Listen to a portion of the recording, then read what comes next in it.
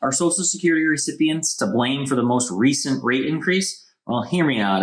Not really, but here's how it all ties together. Nobody's hit harder by inflation than those on fixed income, right? When eggs are $6 a dozen, the family making $400K a year is going to keep eating eggs, but the retired couple or individual on disability making 20 or 30K, they're going to have to cut back, right? Because this is a vulnerable group, Congress tied Social Security increases to inflation back in the 70s. Many of you know this because of the recent gaffe by the Biden administration, who claimed that under the leadership of my administration, seniors will see the largest increase in Social Security payments ever. When the internet pointed out the embarrassing truth, they were forced basically to take it off of their social media accounts. So what does Social Security have to do with the recent rate increases? Well, in January, 70 million recipients received an average of $140 extra per month. The majority of this group are on fixed income. So the extra is not generally going to go to savings. The money is generally going to be spent. It probably just went to eggs. But the point is that $9.8 billion